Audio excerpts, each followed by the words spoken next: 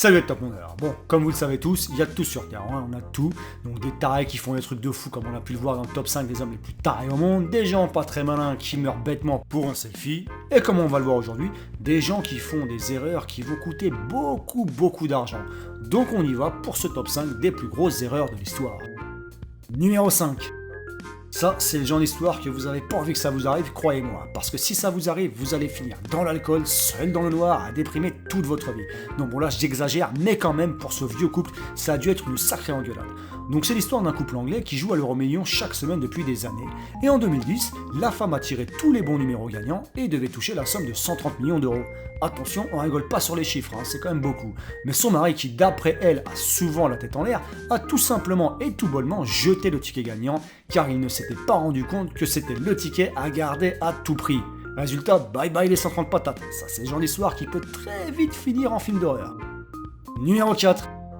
Une erreur made in France dont vous avez sûrement tous entendu parler, mais vu l'ampleur de la connerie, à ce niveau-là, j'étais obligé de la mettre dans le stop. En 2010, la SNCF a acheté des nouvelles rames de TER et de Régio 2N qui doivent entrer en service d'ici à 2016. Le problème, c'est que les gars ont pas été très malins. Bah ouais, les cons dans ce lot, ils ont commandé 182 TER et 159 Régio 2N qui sont plus larges que la largeur des voies ferrées d'environ 2 cm. Résultat, sur les 8700 quais du réseau ferré français, ils vont devoir en raboter 1300 pour un coût de 50 millions d'euros. Et en temps de crise, j'imagine que ça n'a pas fait que des heureux. Numéro 3. Lui, il a dû se faire massacrer par ses supérieurs. Mizuho Security voulait vendre des actions de J-Com, une société de télécommunications japonaise, à 610 000 yens, soit environ 4700 euros. Le truc, c'est que le courtier qui était en charge de cette affaire-là a fait une erreur en entrant les chiffres et a vendu 610 000 actions pour seulement 1 yen.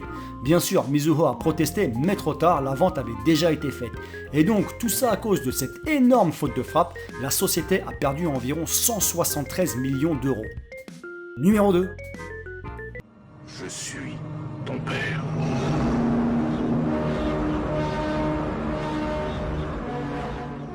Pour les fans de Star Wars, je n'ai pas besoin de vous présenter son créateur, George Lucas. Et donc vous devez savoir que Star Wars est distribué depuis le début par la Century Fox. Et pour la production du film, à l'époque, George avait besoin de financement et il a négocié sec avec la Fox, qui elle ne croyait pas plus que ça en son film et pensait que ça allait être un gros flop. Donc ce qu'ils ont fait, c'est qu'ils ont réduit un max les frais de direction payés à George Lucas, donc à 350 000 $, soit environ 330 000 euros. Lui, il a accepté à une condition, c'était de garder les droits de licence de la marque Star Wars. Ce que la Fox, elle, a accepté. Et maintenant, je peux vous garantir qu'elle doit s'en mordre les doigts parce que depuis ça, les estimations du total rapporté par Star Wars et tout ce qu'il y a autour, jouets, habits, etc., est de environ, accrochez-vous bien, 20 milliards de dollars, soit environ 19 milliards d'euros.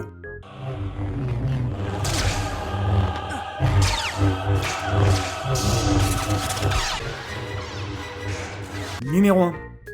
Lui ne doit sûrement plus bouffer de pommes depuis des années, mais par contre il doit se bouffer les doigts tous les jours. Et tu m'étonnes qu'il se les bouffe les doigts. Ronald Wayne, que personne ne connaît et pour cause, est en fait l'un des 3 cofondateurs d'Apple avec Steve Jobs et Steve Wozniak. Rien que ça.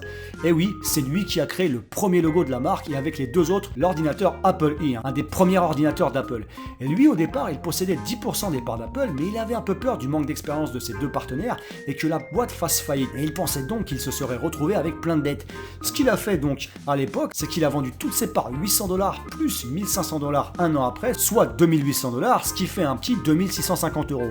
Mais tenez-vous bien, à l'heure d'aujourd'hui, en 2015, s'il avait gardé ses parts, il posséderait maintenant environ 60 milliards de dollars, soit environ 57 milliards d'euros, l'un des hommes les plus riches sur Terre.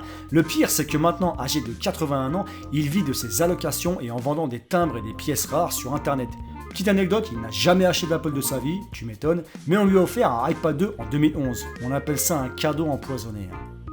Voilà, c'est fini pour ce top 5 des pires erreurs de l'histoire qui ont coûté cher. Alors au passage, je tenais à remercier le top 5 parce qu'il a parlé de ma chaîne dans sa dernière FAQ qui est sortie hier et ça m'a fait vraiment plaisir. Lui, il est à plus de 200 000 abonnés alors qu'il n'a commencé qu'en mars, mais croyez-moi, il les mérite. Donc allez voir sa chaîne et vous comprendrez pourquoi il a explosé si rapidement. Bon, en tout cas, j'espère que ce petit top vous a plu et si c'est le cas, merci de vous abonner et de partager sur tous vos réseaux sociaux. Allez, ciao!